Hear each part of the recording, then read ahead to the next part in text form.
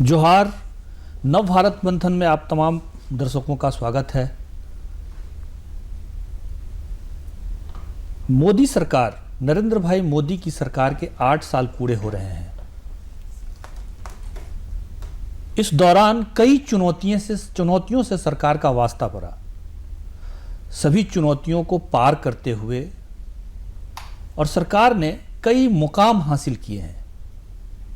नरेंद्र मोदी की सरकार ने अपने 8 साल के कार्यकाल में कृषि के क्षेत्र में भी जोरदार तरीके से और बहुत ही प्रगतिशील तरीके से काम किया है। मृदा का स्वास्थ्य हो या किसानों का स्वास्थ्य हो या किसानों के खाते में डायरेक्ट पैसे देने की बात हो, ऐसे बहुत सारे प्रयोग हुए हैं कृषि के क्षेत्र में जो मील के पत्थर साबित होने वाले हैं। आज हम लोग इसी विषय पर परिचर्चा के लिए उपस्थित हुए हैं। स्टूडियो में हमारे साथ परिचर्चा में शामिल हो रहे हैं, आप मेरे दाहिनी तरफ बैठे हुए हैं डॉक्टर ललन कुमार शर्मा जी। नमस्कार। एकल ग्राम उत्थान अभियान के आप राष्ट्रीय संगठन मंत्री हैं, साथ ही साथ आप कृषि वैज्ञानिक भी हैं। उनके ठीक बगल में बैठी हुई हैं कविता सांगा जी। आप खूंटी की हैं और प्रगतिशील किसान हैं। आपने अपने क्षेत्र में बहुत ही प्रगतिशीलता के ढंग से कृषि कार्य किया है। हमारे बाईं तरफ बैठे हुए हैं आप सतीश कुमार महतो जी। आप नवोन्मेषी कृषि व्यापार को अपना व्यवसाय बनाए हैं और कृषि व्यापार को डिजिटलाइज कर रहे हैं झारखंड के परिप्रेक्ष्य में। उनके ठीक बगल में आप शिवशंकर उरांव जी, पूर्व विधायक हैं। शिवशंकर जी के साथ एक परिचय और भी जुड़ा हुआ है, ये खुद किसान भी हैं, खेती भी करते हैं। आप तमाम लोगों का, आप तमाम एक्सपर्टों का हमारे स्टूडियो में स्वागत है। चर्चा से पहले हम एक दो बात और बता दें कि ये जो माहौल चल रहा है, दुनिया का जो माहौल है, वह कृषि की तरफ झुक रहा है। इतना बड़ा दुनिया भर में जो कोविड महामारी आया और उस कोविड महामारी को अगर बेरोजगार लोगों को जो गांव की तरफ जा रहे थे उनको कहीं ना कहीं शरण मिला, तो खेती में शरण मिला, किसानी में शरण मिला। ललन जी, 8 साल के जो कार्यकाल हैं, ऐसे तो खेती के क्षेत्र में हमारे देश में हरित क्रांति के समय से ही काम हो रहा है, लेकिन इस 8 साल के कार्यकाल में अविस्मरणीय और अद्वितीय कार्य हुए हैं जो मील का पत्थर साबित हो रहा है। जैसे आप तो कृषि वैज्ञानिक हैं और मिट्टी पर आपका काफ़ी काम है, तो मिट्टी के क्षेत्र में, मिट्टी स्वास्थ्य के क्षेत्र में इस सरकार में कौन कौन से काम हुए हैं? सबसे पहले तो वर्तमान के सरकार को, विशेष करके हमारे सम्माननीय प्रधानमंत्री जी को धन्यवाद दूं कि किसान आज देश के विकास में पुनः एक बार केंद्र बिंदु में आए हैं और खेती सबों को समझ में आया है कि खेती ही केवल लोगों को खिलाती है, सबको खेती पर ही अंत में निर्भर करना पड़ता है। तो खेती होती जहाँ से है वह मिट्टी ही है। तो मिट्टी के बारे में कोई पहले चिंतन नहीं हो रहा था, हम केवल और केवल केमिकल खाद डाले जा रहे थे। मात्रा का भी कोई हमारे ज्ञान नहीं था किसानों को। केमिकल फैक्ट्री वाले अपने हिसाब से अपने केमिकल को बेचने के लिए वो सारे रणनीति बनाते थे। परंतु वर्तमान की सरकार ने, खास करके प्रधानमंत्री श्री नरेंद्र भाई मोदी हैं, तो उनको यह धन्यवाद देना चाहिए कि उन्होंने भारत के हर किसान के हर खेत का सॉइल हेल्थ कार्ड बनाने का एक जो मुहिम लिया, उसी प्रकार से मृदा स्वास्थ्य जांच केंद्र का जो उन्होंने मुहिम लिया है, उसका बहुत ही फायदा हुआ है। सरकारी जो हमारे जितने भी प्रयोगशालाएं थे, ब्लॉक स्तर पर भी कृषि विज्ञान के थे, लेकिन सब के सब ऐसे ही बिठले पड़े थे। आज सब स्वचालित हो रहे हैं। बहुत सारे ऐसे संस्थाओं को देख रहा हूँ जो पहले इस ओर नहीं बढ़ रहे थे, अब वो भी स्थापित हो रहे हैं और उनको भी कुछ न कुछ आमदनी हो रही है। बहुत सारे यूथ ऐसे हैं जो इसको रोजगार का केंद्र बना रहे हैं। तो एक अच्छा हुआ। और आज जो एक था कि केवल और केवल अंग्रेजी डॉक्टर बनते थे, MBBS पढ़ के वही डॉक्टर माने जाते थे, तो अब मिट्टी के भी डॉक्टर ऐसे नाम से धीरे धीरे स्थापित हो रहे हैं लोग। तो खास करके महिलाएं बहनें हमारी मिट्टी के डॉक्टर के रूप में आज स्थापित हो रही हैं। एक बहुत बड़ा क्रांतिकारी बात है जो आगे तक इसका हमें लाभ मिलेगा। आने भविष्य में जो लाभ मिल रहा है वो मिल ही रहा है, भविष्य में और लाभ मिलने की संभावना है। कविता जी, डॉक्टर साहब ने कहा, ललन जी ने, कि मिट्टी के क्षेत्र में जो जांच है उसमें महिलाएं भी काफ़ी जी। तो आपके क्षेत्र में कुछ ऐसा, कोई आपके क्षेत्र में कोई ध्यान में होगा? हाँ, जैसे मैं जिस क्षेत्र से बिलोंग करती हूँ, खूंटी से, तो जैसे भी ललन जी ने कहा कि ब्लॉक स्तर पे भी अभी मोदी जी ने बहुत सारे कार्यक्रम को आयोजित किया है, जैसे मिट्टी स्वास्थ्य वाली जो भी योजनाएं हैं। तो मेरे क्षेत्र में अभी मैं बहुत सारी महिलाओं को देखती हूँ को, जैसे कि वो लोग अभी वहाँ उनको रोज़गार भी मिला है जी। जो भी वहाँ ब्लॉक स्तर में मिट्टी की जांच होती है, तो इससे क्या होता है कि हम लोगों ने देखा कि उनकी जो आमदनी है, पहले वो काम नहीं, कुछ पैसे भी नहीं मिल पाते थे, घर कैसे चलाएंगे वो सोचती थी। लेकिन अभी जैसे 1-2 महिलाएं हैं, वो लोग अभी वहाँ कार्य कर रही है, जिससे कि उनका आमदनी भी बढ़ रहा है और उनके बच्चे भी शिक्षित हो रहे हैं। तो इन सभी चीज़ों को देख के हमें भी खुशी होती है कि अभी जैसे मोदी सरकार आए हैं तो हमारे लिए बहुत कुछ हमारे लिए किए हैं। मिट्टी के जांच के क्षेत्र में एक नया आयाम दिया है, खुला है रोजगार का। जी सतीश जी, मिट्टी जांच से तो आपका ताल्लुकात होगा ही बिल्कुल किसी न किसी, क्योंकि आप जिस डिजिटल व्यापार में हैं तो कृषि से संबंधित जो चीज़ें आप बेच रहे हैं, खरीद रहे हैं, तो मिट्टी के जांच के क्षेत्र में जो एक मुझे लगता है क्रांति आई है जी सर, तो उसको आप किस रूप में देख रहे हैं? मेरे नज़र में सर जो सॉइल साइंस है, जो सॉइल को हम लोग जांच करते हैं, एक्चुअली देखा जाए तो हम लोग जो क्रॉप उगाते हैं जी, जो फसलें उगाते हैं, हर मिट्टी में अलग अलग क्रॉप का अलग अलग गुणवत्ता होती है। तो उसको ध्यान में रखते हुए अगर हम सॉइल टेस्ट करके अगर क्रॉप को लगाएंगे उस मिट्टी पे, तो फसल भी अच्छी होगी, उत्पादन भी अच्छा होगा। तो इससे होगा जो किसान जो लगा रहे हैं उनका मेहनताना है वो दुगना हो सकता है। तो इसमें हम लोग को पूरी तरह ध्यान देना है। और जो प्राइम मिनिस्टर के जो विज़न में जो सॉइल का आया कॉन्सेप्ट, ये बहुत ही कारगर साबित हो रहा है। हमारा भारत का ऐसा बहुत बड़ा भूखंड है, इसमें बहुत सारे ऐसे लैंड है जो अलग अलग गुणवत्ता वाले हैं, सबके सॉइल की गुणवत्ता अलग अलग है, सबके स्वास्थ्य यानी कृषि की माने जो खेती हो रही है गुणवत्ता। शिवशंकर जी, जो क्योंकि आप एक मतलब सामाजिक कार्यकर्ता कह लें, विधायक कह लें, सरकार से भी आपका जुड़ाव रहा है और ज़मीन से भी जुड़ाव रहा है, तो जो इस दिशा में जो एक बड़ी क्रांति का श्री गणेश हुआ है, उसको आप किस रूप में देख रहे हैं? निश्चित तौर पर आज आपने हमें दूरदर्शन में नरेंद्र भाई मोदी जी के केंद्र सरकार में 8 वर्ष पूरे होने को हैं, उस दिन आज 30 तारीख है, आप कृषि विषय पर बातचीत के लिए आपने आमंत्रित किया है। मैं दूरदर्शन को धन्यवाद देता हूँ। और आपने जो प्रश्न किया कि किस तरह से आप देखते हैं इन 8 वर्षों को कृषि के क्षेत्र में हो रहे कार्यों को देखते हुए, तो निश्चित तौर पर मैं इस बात को कह सकता हूँ कि कृषि को लेकर के चिंता होती रही है। आज़ादी के बाद से ही हरित क्रांति का समय आया और उसके बाद में हरित क्रांति भी आई गई हो गई, खेती अच्छे हुए, और उस हरित क्रांति के दौर में जो हमारी धरती का, हमारे फसल को हम सबको देने वाली धरा का अधिक उत्पादन का लक्ष्य रख करके जिस तरह से विध्वंस किया गया, वह बहुत विपरीत प्रभाव पूरे देश में डाला है। और उसी को देखते हुए हरित क्रांति में हमने अधिक फसल उगाई, अधिक गेहूँ, चावल या जो भी हमने फसल उगाई, क्योंकि हमारा देश उस समय भूख से, गरीबी से जूझ रहा था।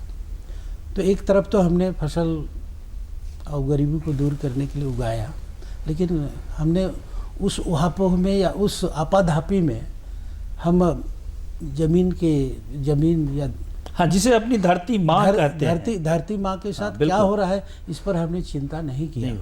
उसका विपरीत प्रभाव तो विभिन्न प्रकार से हुआ ही है, लेकिन इस पर किसी की चिंता नहीं गई, किसी सरकार की चिंता नहीं गई। लोग सिर्फ इस धरती को सिर्फ एक तरह से उत्पादक करने वाली एक मशीन समझा, भोग भूमि के रूप भोग में भूमि के रूप में लोगों ने देखा और उस तरह से अपना कृत्य भी किया। लेकिन 2014 में आदरणीय प्रधानमंत्री नरेंद्र भाई मोदी जी के सत्ता में आते ही उन्होंने समग्रता को ध्यान में रख करके और किस तरह से बैलेंस रूप पर धरती को बचाते हुए, सृष्टि को बैलेंस करते हुए, इस सृष्टि के हम जो प्राणी हैं उसका भी भरण पोषण और यह सृष्टि भी बचे, उस तरह की सोच के साथ कृषि क्षेत्र में जो कार्य प्रारंभ किया है, निश्चित तौर पर इन 8 वर्षों में हम आज दुनिया भी इस बात को मान गई है, प्रगतिशील देश जिसको कहते हैं या डेवलप कंट्री जिसको कहते हैं, वो भी इस बात को मान रहे हैं कि भारत वह देश है जो जर्मनी को ही चावल दाल और खाद्य पदार्थ देता है, कनाडा को भी देता है, इंग्लैंड को भी देता है, फ्रांस को भी देता है। कहने का मतलब ये है कि इस तरह से इन 8 वर्षों में खेती उत्पादन को इस तरह से समन्वित करके आगे बढ़ाया गया है। निश्चित तौर पर यह एक क्रांतिकारी कार्य है और इसका प्रतिफल पूरी दुनिया को मिल रहा है, और खासकर पर्यावरण मतलब जो चीजें हम सोचते थे कि उत्तम खेती, मध्यम बान, निर्गिन सेवा, भीख निधान, यानी खेती की जो उत्तमता थी वो इन्होंने करने की कोशिश की है, एक बड़ी क्रांति है। निश्चित। ललन जी,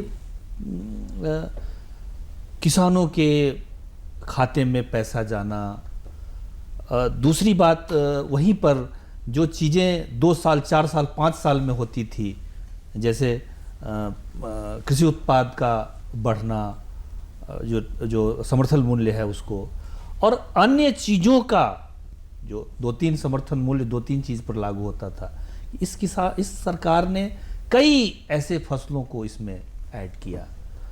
तो एक जो समग्र कृषि की जो समग्र क्रांति है, हम लोग हरित क्रांति को तो मानते ही हैं कि मील का पत्थर था, तो क्या आपको नहीं लगता है कि ये दूसरी समग्र क्रांति नरेंद्र भाई के सदन में शुरू हुई? बिल्कुल कह सकते हैं। किसानों की समस्या खास करके खेती के समय ही होती थी, क्योंकि जब उनका सीजन खेती करने का आता है तब तक उनके घर में न तो अन्न रहता है, और बरसात का समय भारत में अभी भी अधिकांश फसल खरीफ का है, बरसात आधारित है, उस समय उनके यहाँ बीमारियाँ भी फैलती हैं। तो वो परेशानी जो है उसका बड़ा समाधान दिया है छोटे से ही यह सहयोग ने। कम से कम उन्हें खाद बीज के लिए कुछ पैसे मिल जाते हैं, और उस कारण से वो कम से कम बीज खरीदने के लिए, खाद खरीदने के लिए, या थोड़ी बहुत उनको मजदूरी कहीं इकट्ठा करना हो तो उसमें सहयोगी बनता है, तो निश्चिंत होकर खेती कर पाते हैं। वो छोटा ही रकम है लेकिन उनको सहयोग अवश्य होता है। दूसरा, जहाँ तक आप बात करें समर्थन मूल्य का, तो कई उत्पाद भी इसमें अब जुड़े, सूची लंबी हुई है और भी लंबी होती जाए, अच्छी बात है, और कुछ मूल्य बढ़ा है। कुछ बातें बहुत अच्छी हुई, सुधार की हमेशा गुंजाइश रहती है। इसमें जो समस्याएं अभी आ रही हैं, किसानों के यहाँ से लोग बिचौलिए उठा के सामान ले जाते हैं, मूल्य पूरे नहीं मिलते, डिजिटल रूप से उनके पेमेंट होते हैं किसानों के खाते में। एक बहुत बड़ा क्रांति यह हुआ है कि हर किसान का खाता है, और पहले जो समस्याएं थी, कोऑपरेटिव में जाती थी और कहीं जाती थी, वहाँ लाइन लगे होते थे, पैसे इनको नहीं मिलते थे, बहुत विलम्ब से मिलते थे। अब वह इनके अकाउंट में सीधे आते हैं। फिर भी कुछ बीच का समस्याएं हैं, वो समाधान हो जाएंगी, लेकिन शुरुआत हुई है, ये बहुत स्वागत योग्य है, और इस पर हम आगे बढ़ते रहें तो लगता है कि जो गैप था वो प्रथम कृषि क्रांति और बीच का कालखंड में वो पूर्ण होगा, और आगे पुनः सुधार होता जाए, अच्छा है। कविता जी, आप तो खेती से जुड़ी हुई हैं जी। प्रगतिशील किसान हैं, खेती कर रही हैं, और आपको जो बने धीरे धीरे या एक बड़े रूप में परिवर्तन खेती के क्षेत्र में, क्योंकि नरेंद्र मोदी की बहुत सारी ऐसी योजनाएं जो हैं वो गांव से शुरू होती है, और एक सबसे बड़ी जो योजना है और मुझे लगता है कि वो इस सरकार में शुरू हुई है, मनरेगा के माध्यम से जो किसानों के जो टाड़ जमीन है या जो जिस पर हम खेती नहीं कर सकते उस पर बाग लगाना। तो ऐसी कोई योजना आपके क्षेत्र में भी हुई होगी और उससे जो परिवर्तन दिख रहा होगा वो आप बता सकते हैं? जी, जैसे कि अभी हम लोग देखते हैं कि पहले जैसे सर बोले कि लोग सिर्फ बारिश के समय में खेती पे निर्भर रहते थे, लेकिन अब ऐसी व्यवस्था है जैसे कि अनुदान के रूप में जो ड्रिप का जो है 90% ड्रिप इरिगेशन दिया है। तो इससे क्या होते हैं कि किसान अब जब चाहे वो इसकी खेती कर सकते हैं।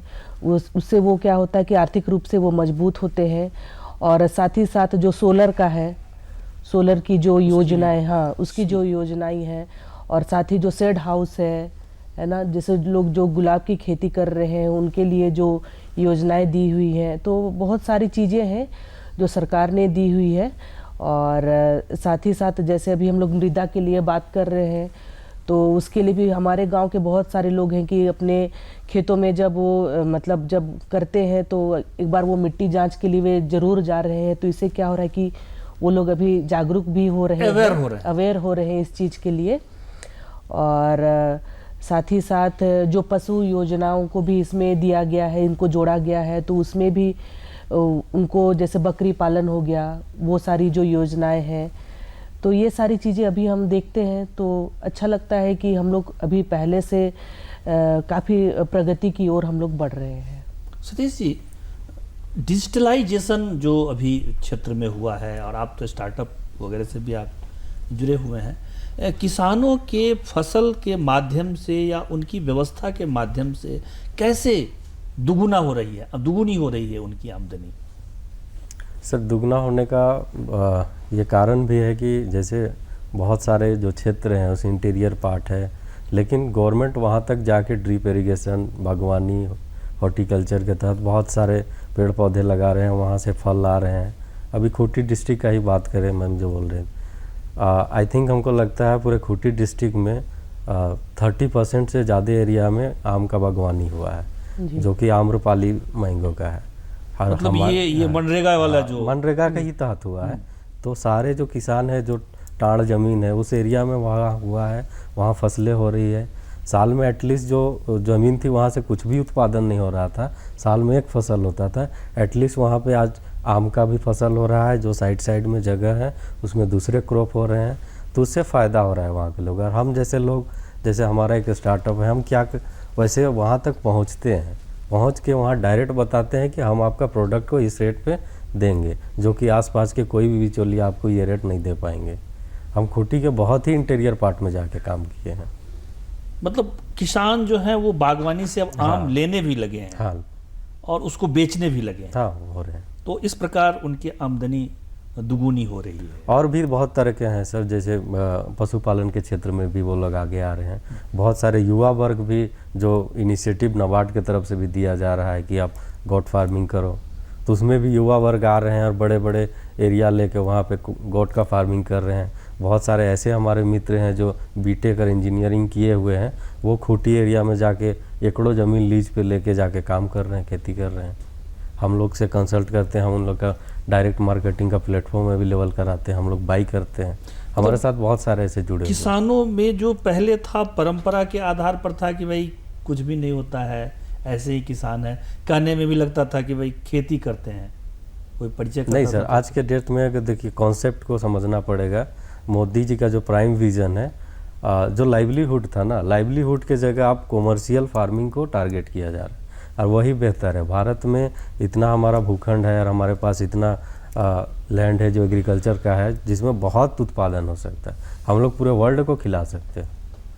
तो ये ज़रूरत है चेंजिंग लाने का।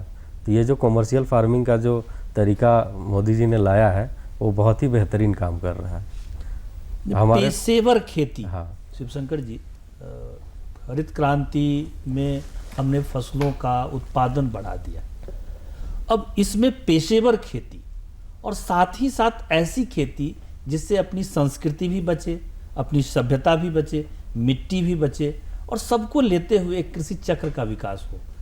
यदि आप इसको देखेंगे, पेशेवर खेती सिर्फ नहीं, खेती को किस तरह से समन्वित ढंग से पारंपरिक और आधुनिक का उसका सम्मिश्रण करते हुए किस प्रकार से इस खेती को, इस उपज को बढ़ाएं, इस पर विशेष रूप से ध्यान दिया गया है। और इसलिए निसंदेह ये कार्य जो है, ये आधुनिक भारत में एक क्रांतिकारी कदम हमारे मोदी जी ने उठाया है। समन्वित खेती, समग्र खेती, और आपने कहा कि इसको व्यवसायीकरण या उसको कैश क्रॉप पर विशेष ध्यान दिया गया। हमारे कृषकों को खाने के लिए तो पैदा करते थे, परंतु उन खाने के खाद्य पदार्थों को बेच करके ही बाकी कार्यों के लिए पैसे उगाही करते थे। इसलिए अभी इस प्रकार की खेती को बढ़ावा दिया जा रहा है कि साल के 12 महीने अलग अलग प्रकार की खेती करके कैश क्रॉप करके किस तरह से किसान को पैसा मिले और जो खाद्य पदार्थ अपने हैं वह बची रहे, और अधिक उत्पादन होने पर उसे भी बेच करके परिवार के खाने भर हो, उसके बाद और बेचें। लेकिन इन तीनों चीज़ों को सम्मिश्रित करते हुए आय को दुगुना करना है। और निश्चित तौर पर हम तो किसान परिवार के हैं, खेती हम करते हैं, पिताजी करते थे। मैं आपको बताना चाहूँगा कि 5 एकड़ ज़मीन पर पूरा परिवार, 5-7 लोगों का परिवार कैसे पलेगा, और वह भी वर्षा के पानी पर निर्भर करता था। लेकिन मैंने तो देखा है बचपन से पिताजी को, माँ को खेतों में काम करते हुए, और मैं स्वयं भी।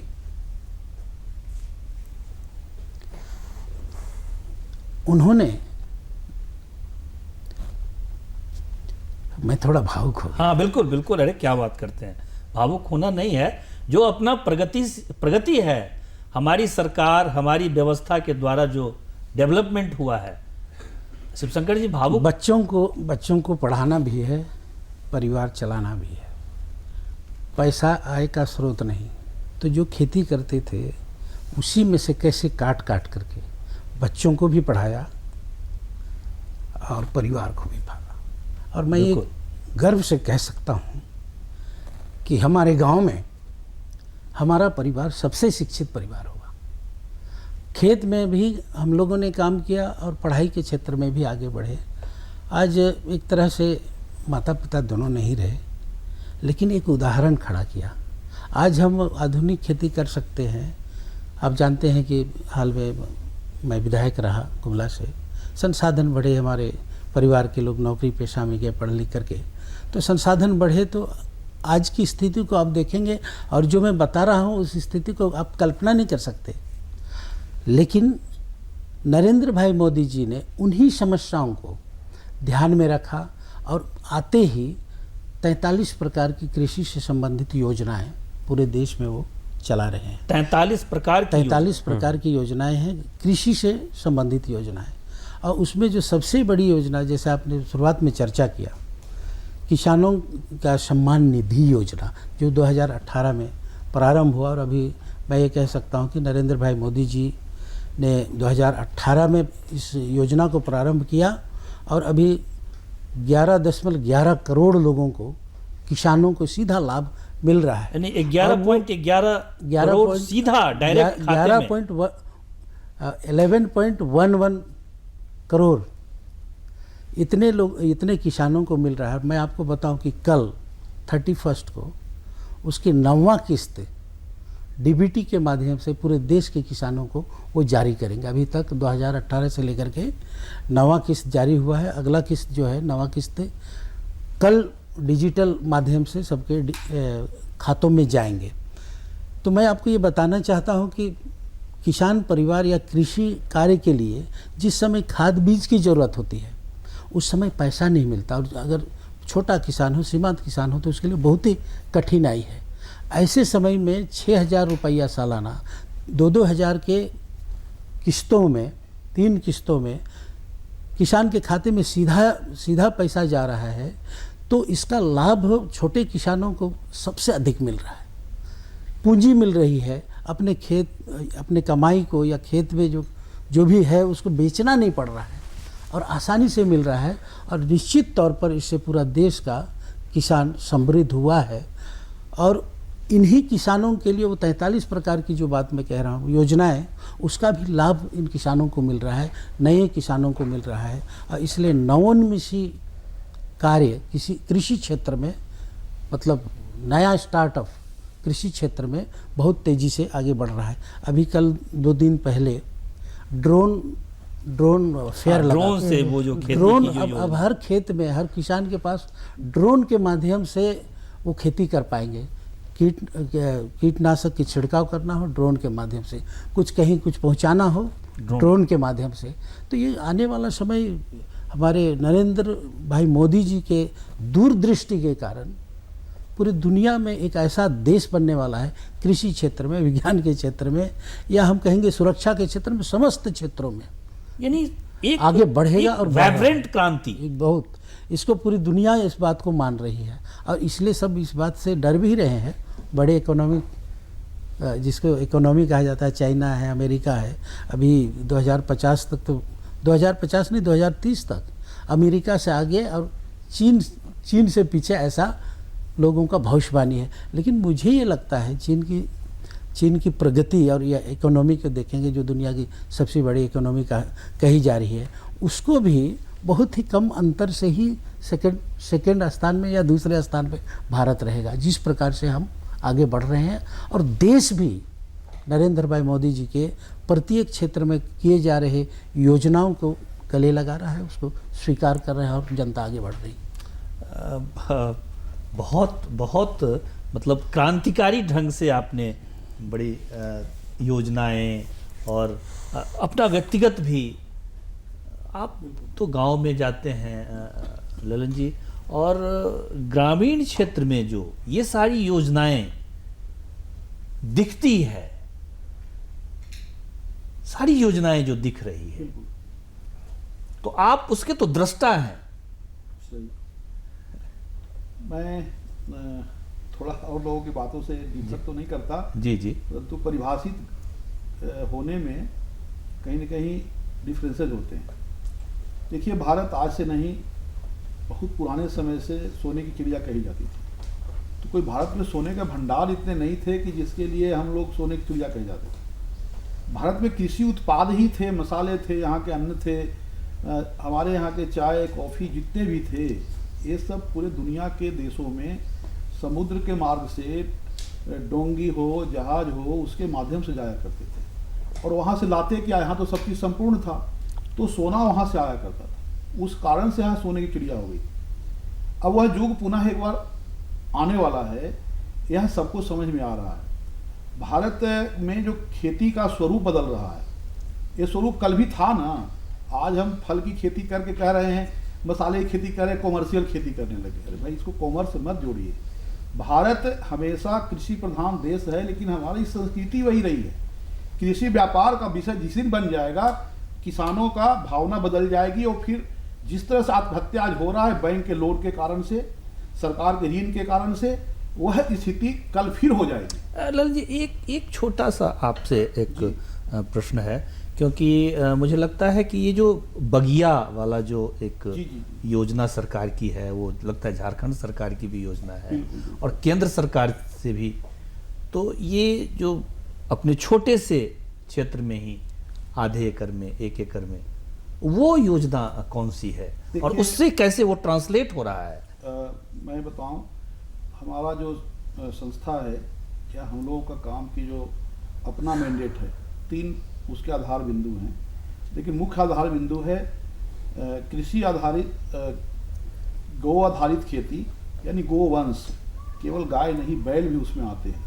हम मशीनों से खेती करना शुरू किए हैं, और वो एक आगे के समय में इतनी बड़ी समस्या होने वाली है। आज ही जहाँ ज़्यादा अधिक खेती आप देख रहे हैं ना, बिहार के क्षेत्र में, उत्तर प्रदेश क्षेत्र में, हरियाणा, पंजाब, सारे घरों से जानवर निकल गए। तो क्या हम लोहे से खेती करेंगे केवल? और फिर लोहे से खेती करेंगे तो उसमें जो लगने वाले हमारे फ्यूल हैं वो कहाँ से आएंगे? सारा अरब कंट्री से आएंगे। एक तरफ आप अनाज बेच करके पैसा मंगाना चाहते हैं और सारे पैसे फिर अदर कंट्री को भेज दीजिए। तो यह जो इकोनॉमिक इम्बैलेंस खड़ा हुआ, और हम खेती, जैविक खेती के लिए आप प्रयास तो सरकार करेगी। अपने प्रधानमंत्री जी ने तो प्राकृतिक खेती की बात की। हम कह रहे हैं कि वही तो बात है ना, हम समेकित रूप से सोचे। जैविक खेती या प्राकृतिक खेती के लिए आप ऑर्गेनिक कंटेंट लाएंगे कहाँ से? जब जानवर ही नहीं होंगे, गोबर नहीं होगा, तो आप कोई भी खेती कैसे कर लेंगे? इसलिए जानवर चाहिए। किसानों का पहचान ही एक जोड़ी बैल के साथ है, पहली बात। दूसरी बात, जो आपने बगिया वाली बात कही, मैं तो दूसरा मैंडेट यही बोला कि हमारा जो उद्देश्य है या हम जो काम करते हैं वो गो आधारित खेती और खेती आधारित ग्राम उद्योग, उसमें एक न्यूट्रिशनल गार्डन हम लोगों ने नाम दिया था, लोगों ने उसको किचन गार्डन कह दिया। उसको सुधारते सुधारते अब न्यूट्रिशनल गार्डन, जो बगिया शब्द आया है, पोषण वाटिका शब्द आया है, पोषण वाटिका, ये पोषण वाटिका शब्द आज सब जगह सर्वग्राह्य हो गया है। उस पर रिसर्च होने लगे हैं, और जिस तरह से केमिकल की दवाएं होती थी, जिसे फार्मास्यूटिकल बोलते थे, आज न्यूट्रास्यूटिकल्स पर काम होने लग गए, और पैरेलली न्यूट्रास्यूटिकल कंपनियां खड़ी हो रही हैं। केवल और केवल फलों और सब्जियों के वो कंटेंट लेकर के लोग उसको भोज्य पदार्थ बना रहे हैं। भोजन भी एक दवा है, इस बात को स्वीकारना पड़ेगा लोगों को, और उसके आधार पर चलें। तो जो पोषण वाटिका का कंसेप्ट है, उसमें बगिया भी आता है। अलग अलग प्रदेशों ने अलग अलग शब्द लिया है। झारखंड में बाड़ी प्रोजेक्ट से लिया है, उत्तर प्रदेश ने पोषण वाटिका शब्द से ही लिया है, भारत सरकार उसको पोषण वाटिका ही ले रही है, या न्यूट्रिशनल गार्डन शब्द से। इसमें फलों की खेती, सब्जी की खेती, ग्रीन वेजिटेबल्स हों, लीफी वेजिटेबल्स हों, सलाद के आइटम्स हों, जैविक पद्धति होनी चाहिए, और कुछ वनौषधियाँ हों, सब मिला के समेकित रूप से एक व्यक्ति को, एक फैमिली को जीने के लिए जितनी आवश्यकता हो, कंट्रोल्ड फार्मिंग हो। उसको कॉमर्शियल खेती मत कहिए। जिस दिन कॉमर्शियल कहने लगिएगा उस दिन वो सब सर्वनाश करेगा।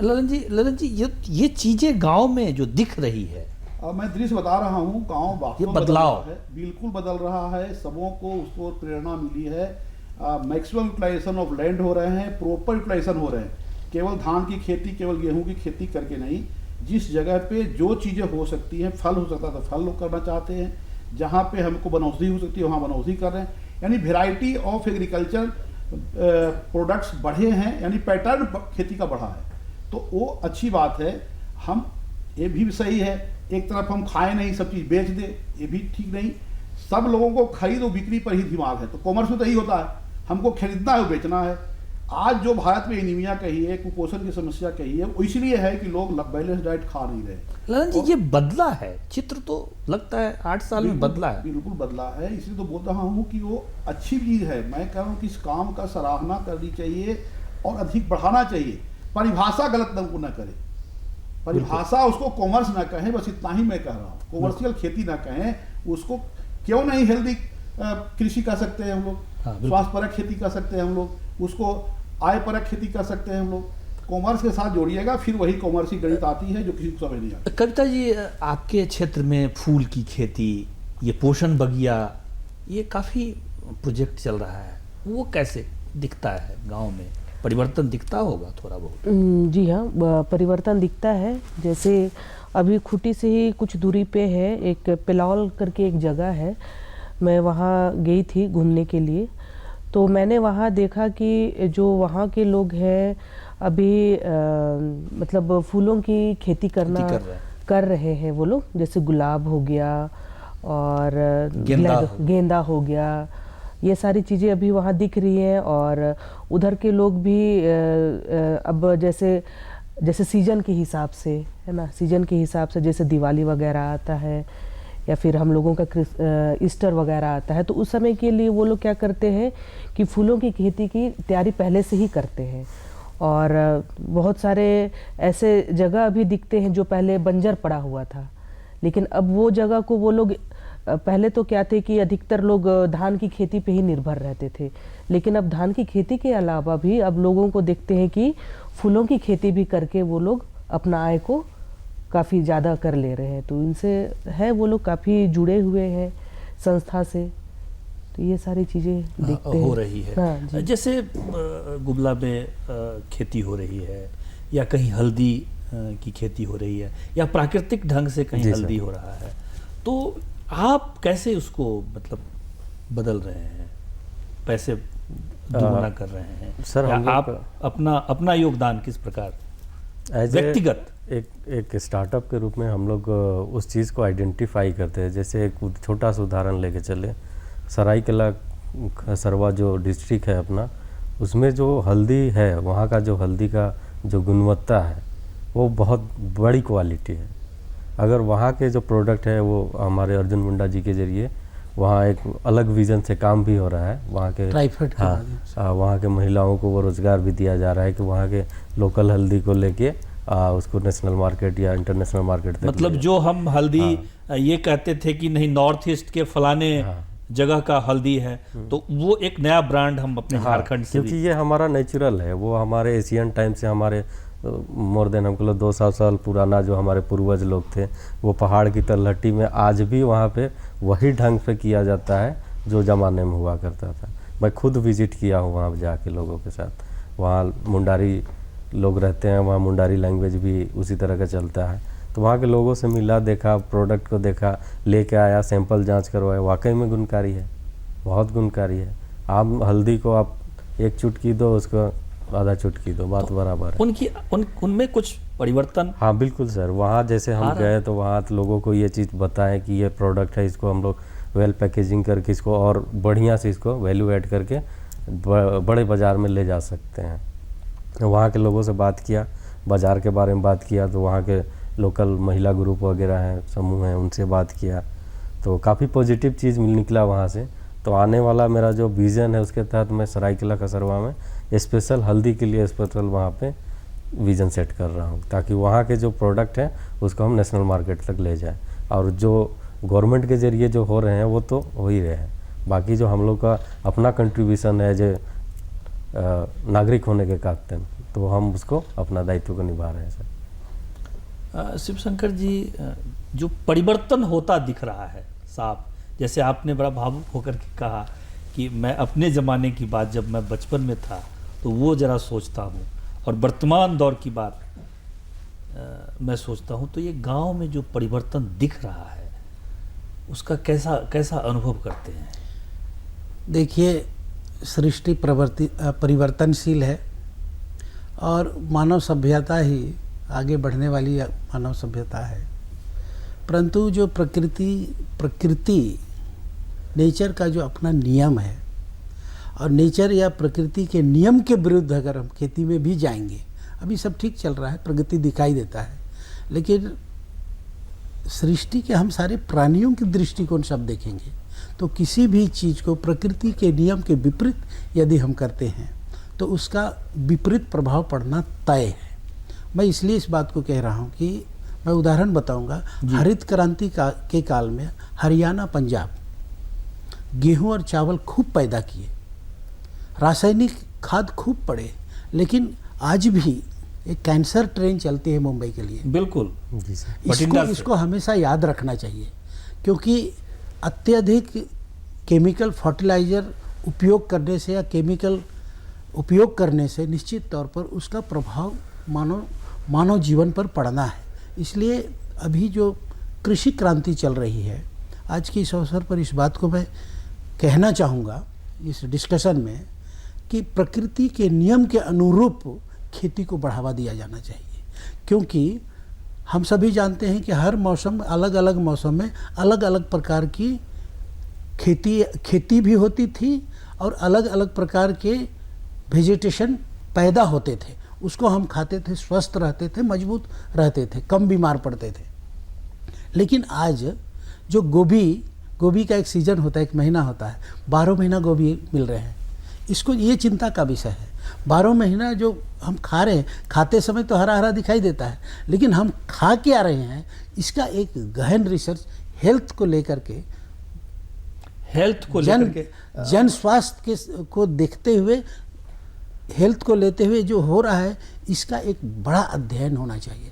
और तब सृष्टि के अनुकूल, मैं कहता हूँ उसको, प्रकृति के नियम के अनुकूल उसी सीजन में जो होते थे वही बढ़ावा हो। तारतम्य ऑफ सीजन खेती पर देखना चाहिए कि क्या हम जो ऑफ सीजन खेती कर रहे हैं उसका विपरीत प्रभाव पड़ रहा है अथवा नहीं। मेरा कहना है कि पड़ रहा है और बहुत भारी पड़ रहा है, लेकिन हम लोग प्रगति और ये जो कमर्शलाइजेशन की इस आपादापी में उन तमाम चीज़ों को हम एक तरह से शिवशंकर नजरअंदाज जी, कर रहे हैं। इसीलिए तो बार बार हमारे प्रधानमंत्री जी प्राकृतिक खेती की बात करते हैं, जैविक खेती की बात करते हैं।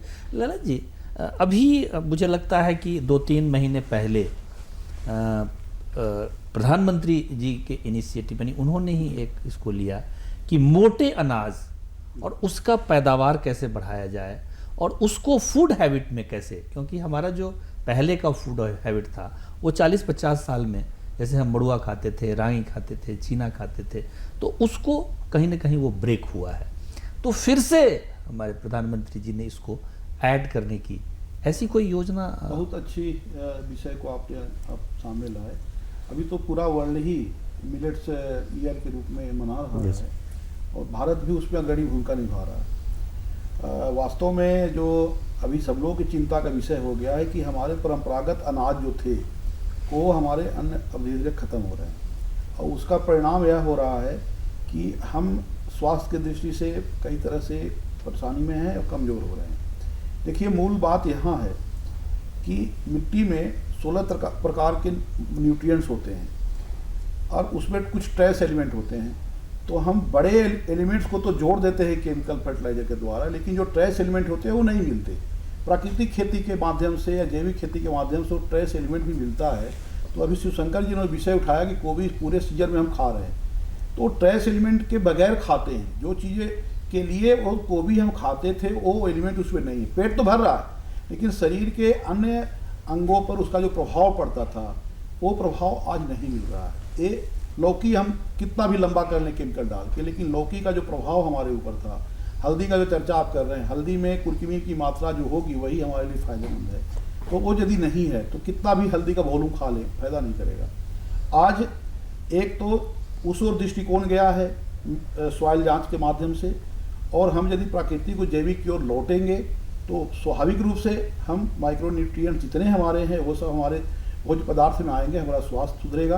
तो सॉइल हेल्थ कार्ड ही नहीं, हम तो कहते हैं कि मनुष्य का हेल्थ कार्ड भी सुधरते चला जा रहा है, साथ साथ दोनों एक साथ जुड़ा हुआ है। जी बिल्कुल। तीसरी बात यह है कि आज जो बड़ी समस्या हो गई थी कि हमारा भूजल जो है ना वो क्षरण होते जा रहा था, तो जब प्राकृतिक खेती और जैविक खेती करेंगे तो जल धारण की क्षमता मिट्टी में बढ़ेगी, तो सॉइल वाटर कंटेंट अपने आप बढ़ जाएगा और हम बड़ा ही किसान को राहत मिलेगा, पानी कम लगेगा, खर्चा कम होगा, तो सस्ती खेती हो जाएगी। मिलेट्स की जहाँ तक बात है तो देखिए कई बीमारियों के लिए मिलेट्स पहले से बोले जाते थे, अलग अलग समयों में खाए जाते थे, लेकिन वो कमी होने से यह समस्या आई और बहुत कम खर्चे में मिलेट्स की खेती होती है। हम इतना और बहुत कम समय में, और कम समय में हमारे किसान आज बड़े बोझ से दबे क्यों हैं?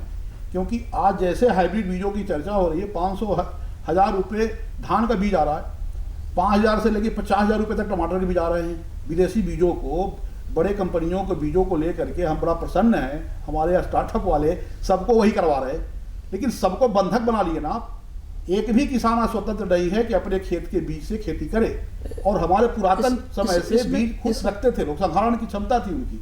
आज आप हाइब्रिड बीज को रख ही नहीं सकते, तो किसान को आप बंधक बनाइएगा। एक सोचने का विषय। ललन जी, इसमें मुझे लगता है कि जो हरित क्रांति आई जी, और उस हरित क्रांति के माध्यम से ठीक है हमने प्रगति किया है, लेकिन जो वर्तमान दौर चल रहा है स्टार्टअप के, तो लोग फिर उसी क्षेत्र में आ रहे हैं। कैसे उसका मतलब परंपरागत खेती कैसे शुरू हो, मिलेट की खेती कैसे शुरू हो, उसकी थोड़ी बहुत मार्केटिंग कैसे हो, किसानों को कैसे उसे जोड़ा जाए, उचित मूल्य कैसे मिले, उसका मूल्य निर्धारण कैसे तय हो, मूल्य संवर्धन कैसे हो। तो मुझे लगता है कि ये ज़्यादा। देखिए, मैं आपकी बात से सहमत हूँ। इसमें हो क्या रहा है, अभी भी प्रयास बहुत अच्छा हुआ और कहीं से प्रयास शुरू होगा तभी तो आगे बढ़ेगा। तो मोदी जी को पुनः एक बार धन्यवाद पूरे देश के नागरिक दे रहा है, परंतु अभी भी उसका पहुंच बहुत 2% 4% ही भाग पर हुआ है। इसमें बहुत सुधार की गुंजाइश है। जो स्टार्टअप करके लोग शहरों में सामान बेच रहे हैं वह 10 गुने कीमत में बेचते हैं, तो उसकी समस्या कहाँ होगी? उनके प्रति बदनामी आएगी लोगों के मन में, और खराब धारणा बनती है कि जैसे ही जैविक सब जुड़ता है, प्राकृतिक सब जुड़ता है, मोटे अनाज के सब जुड़ते हैं, ये इतने महंगे क्यों होते हैं? तो किसानों का श्रम को लोग दूसरे ढंग से जोड़ते हैं, बीच वाले लोग खाते हैं। हम उनको सही कीमत पर दें, फिर मूल्य वहाँ यदि कम लग रहा है तो बिक्री का मूल्य भी कम लगना चाहिए, लेकिन बीच वाले लोग इतना मूल्य क्यों ले रहे हैं, बड़ा सोचने का विषय है। तो हमको वह करना पड़ेगा। लेकिन यह बात सही है कि बाज़ारों में आज सब जगह मिल रहे हैं। मैं तो यहाँ तक बोलता हूँ कि आज विदेशों में भी लोगों को भारत के मोटे अनाजों की डिमांड बढ़ने लगी, और वो जब खाते हैं तो हमारा ही फैशन चलता है, क्योंकि हम आज विदेश परस्त हो गए। हर व्यक्ति यहाँ विदेश को देखता है। अभी जो लीन सीड बोलते हैं तीसी, हाँ। उसके कैप्सूल बनने लगे, तेल उसमें डाला हुआ। अब तीसी को लोग ऐसे ही भून के खा रहे हैं, ब्लड प्रेशर को या कोलेस्ट्रॉल को कम करता है। तो चीज़ों पर जितना रिसर्च होगा ना, देखिए पुराने समय में हमारे लोग सारे विज्ञान के आधार पर तय करके हमारे भोजन का डाइट मील तय किए थे, हर दिन का अलग अलग डाइट तय किए थे। हम उसको विज्ञान माने ही नहीं, उसको हम परंपरागत मान लिए, उसको क्या क्या कहने लग गए। नहीं, रूढ़िगत उसको हाँ, जो कह लीजिए वो बैकवर्ड चीज सोचने लग गए। आज वही जब इनके विज्ञान के परखनली से जांच होकर के आ रही है, और जब उस पर ठप्पा लग जाता है कि ये चीज़ ऐसे महत्वपूर्ण है, इसका फायदा होगा, तो अच्छा है। आज का विज्ञान भी साबित तो कर रहा है ना, कम से कम हमारी पुरानी चीज़ों को। मुझे लगता है कि ये चीजें प्रधानमंत्री जी बार बार मंचों पर दोहराते हैं, जो परंपरागत चीजें हैं, जो बातें हैं, उसको बार बार दोहराते हैं। कविता जी, आपके क्षेत्र में जो पुराने तरीके से जो खेती होती थी, जैसे हम मोटे अनाज की खेती करते थे, हमारे यहाँ मरुआ की खेती होती थी। बाद में तो मुझे लगा कि भाई झारखंड का बहुत सारा ऐसा क्षेत्र वो खेती ही करना ये सब छोड़ दिया है। अब फिर दोबारा से इस दिशा में आपके क्षेत्र में भी कुछ इस प्रकार के प्रयोग हुए हैं, मोटे अनाज के तरफ लोगों ने? हाँ, जैसे कि अभी देख रहे हैं कि हमारे क्षेत्र में भी जैसे बीच में क्या हुआ था कि लोग मड़ुआ की खेती जो आप बोल रहे हैं, मोटे अनाज, तो वो पहले कम किया करते थे, लेकिन अभी है कि अभी लोग उसकी खेती कर रहे हैं। और साथ ही साथ जैसे आप लोग भी सुने होंगे कुर्थी का दाल, कुर्थी, हाँ, कुर्थी का दाल वो काफ़ी अच्छा है स्वास्थ्य के लिए, तो लोग अभी उस चीज़ के लिए भी उतर रहे हैं। और साथ ही उड़द भी है जो कि स्वास्थ्य के लिए काफ़ी अच्छा है। तो जो परंपरागत तरीके से जो खेती करते थे पहले, बीच में काफ़ी कम हो गए थे, लेकिन अभी लोग थोड़ा बहुत जागरूक हो रहे हैं, तो फिर से वो लोग धीरे धीरे से उन सब चीज़ों का शुरुआत कर रहे हैं। अच्छा, ये जो परंपरागत जो मोटे अनाज हैं, तो आप तो उस डिजिटलाइज मंच पर उसको बेच भी रहे हैं, तो सब्जी उब्जी, तो इस क्षेत्र का मांग इस चीज़ों का ज़्यादा है सर। ये जो हमारा पुराना जो सीड्स हैं, जो उनके क्वालिटी के जो प्रोडक्ट हैं, उनका डिमांड मार्केट में ज़्यादा है। वो है कि फैमिली वाले जो कस्टमर है, जो रिटेल कस्टमर बोले, उनके यहाँ ये सब बहुत ज़्यादा डिमांड है। तो आपका जो मंच है, ये बिचौलियों को खत्म करने का एक, हाँ, एक मतलब प्लेटफॉर्म आपने दिया, एक मतलब एक ऐसा सेगमेंट दे दिए कि आप भी देखो, आप अगर दिल्ली में बैठे हो तो आप भी देख सकते हो वो रेट को, और कोई खूंटी में बैठा बंदा है तो वो भी देख सकता है।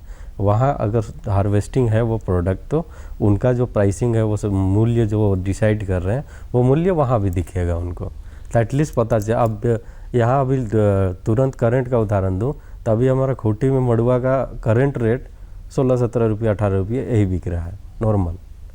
वही दिल्ली में वो पाउडर के फॉर्म में जा रहा है तो 200 रुपये किलो तक जा रहा है। तो वही ललन जी का वो कहना है कि ये बिचौलिए जो, तो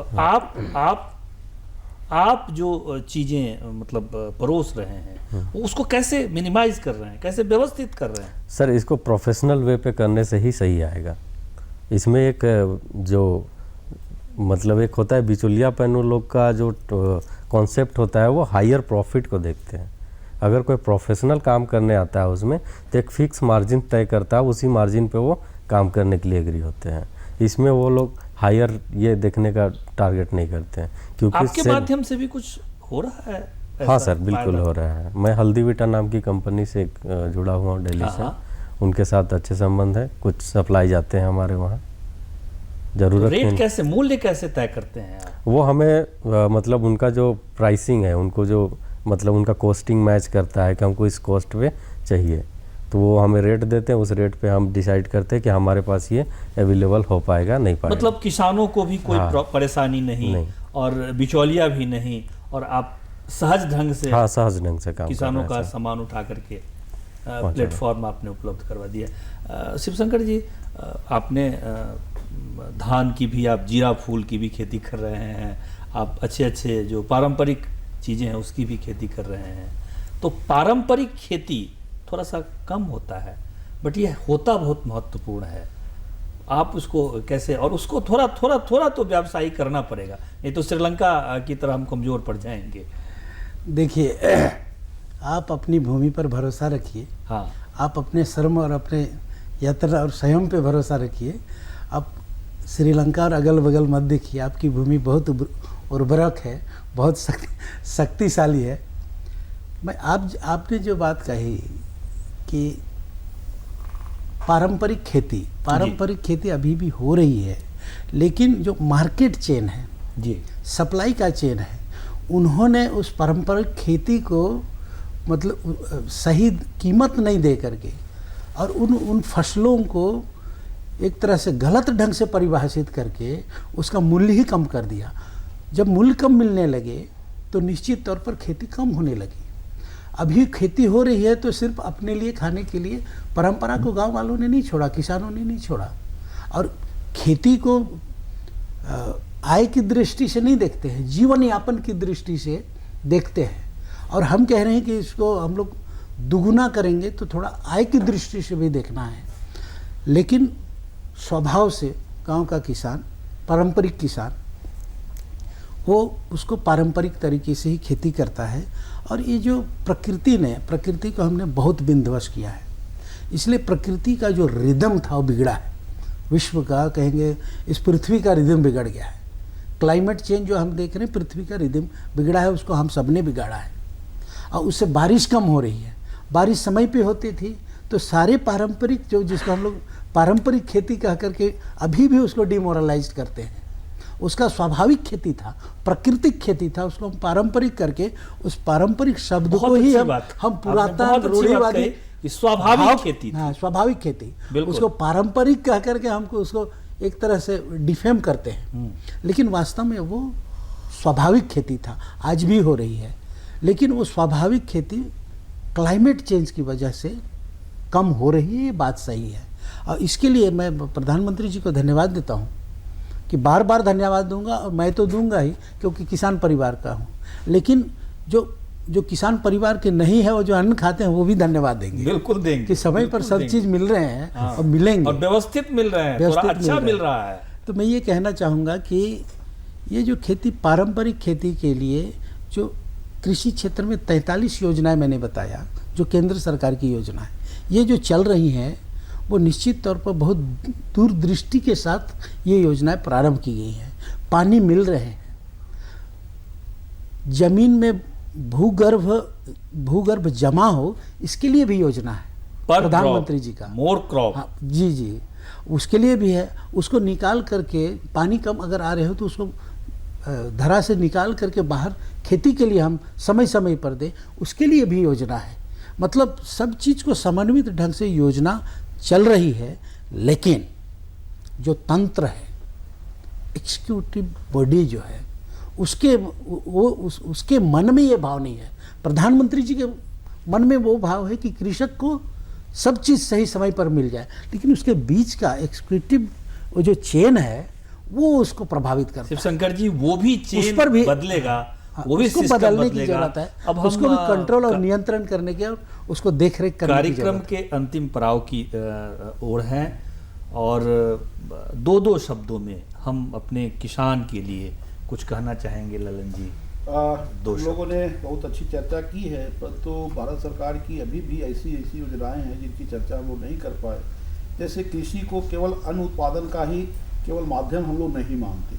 कृषि एक बहुत बड़ा आयाम है, जिसके अंदर में मत्स्य पालन, हमारे कुटीर उद्योग, जो जितने भी हमारे मुर्गी पालन से लेके बत्तख पालन से लेके लाह उद्योग से लेकर के हमारे बीजों पर आधारित जितने ऑयल सीड्स से लेकर के, ये जितनी चीज़ें हैं, ये सब चीज़ें कृषि के अंदर ही आती हैं। हम उसको टुकड़े टुकड़े में ना बांट करके सबको कृषि के अंदर माने। और झारखंड का यह एक स्वभाव है या विशेषता है कि झारखंड की भूमि पर विविधताओं का पूरा ही एक आयाम है। उन सब पर आधारित हम कृषि उद्योग, कृषि व्यापार और कृषि से जीवन यापन का साधन बना सकते हैं। और किसान भाई को मैं यही कहूँगा कि जिनके पास जो प्राकृतिक संसाधन उपलब्ध हैं उसका वो अधिकतम उपयोग करें और आगे की ओर बढ़ें। संभावनाएं हैं, सरकार उनके साथ। संभावनाएं हैं, सरकार है। दो शब्द कविता जी, दो शब्दों। जैसे कि आजकल हम लोग देखते हैं कि जो युवा पीढ़ी है, जैसे हमारे मम्मी पापा हैं, वो लोग को देखते हैं कि नौकरी के अलावा पापा जैसे रिटायर होकर आए हैं तो अभी भी वो खेती की तरफ उनका झुकाव है। तो इसी तरह हम चाहेंगे कि हमारे जो युवा है, युवा पीढ़ी, वो भी अब खेती की तरफ आए, क्योंकि आजकल की युवा ज़्यादातर खेती की तरफ उनका रुझान, खेती की तरफ युवा आवे। हाँ। आप दो शब्द। कृषि एक ऐसा पिटारा है ना सर, जिसमें एम्प्लॉयमेंट गिना नहीं जा सकता है। अगर बस इसको तरीके से प्रोफेशनल वे पे एक जो हमारा जो ट्रेडिशन है उसको देखते हुए युवा बढ़े, उस पे बड़ा काम- पिटारा है, बड़ी संभावना है। बड़ी संभावना है सर। शिवशंकर जी, दो शब्द किसानों के लिए। किसानों को अपने पूर्वजों के बताए वैज्ञानिक, जिसको आप सब लोग कहते हैं रूढ़िगत और परंपरागत, उस पर भरोसा करें, संसाधन जुटाएं, वो कैसे अधिक समन्वित रूप से हो सके, और खेती को जैविक खेती पर चिंता करें। खेती को जैविकता की तरफ ले जाना चाहिए और खेती को ऐसा बनाया जाए कि अपने को पोषित करते हुए दुनिया को पोषण करने की उसमें क्षमता विकसित हो। और फिर से जो हमारे पूर्वज कहते थे, उत्तम खेती, मध्यम बान, निर्घिन सेवा, बीक निधान, हमारे प्रधानमंत्री जी का हम समझते हैं कि एक नारा जो समन्वित नारा, जो समेकित नारा है, ये इसी दिशा में धीरे धीरे आगे की ओर बढ़ रहा है। हम लोगों ने कृषि पर चर्चा की और ऐसे ही विषय को लेकर के हम आते रहेंगे, आप लोगों के समक्ष उपस्थित होते रहेंगे। तब तक के लिए हम अपने स्टूडियो के सदस्यों के साथ विदा लेते हैं और तमाम जो हमारे पैनलिस्ट हैं उन सबको हम धन्यवाद करते हैं। आपका बहुत बहुत आभार, बहुत बहुत धन्यवाद। नमस्कार। जोहार। जोहार जोहार।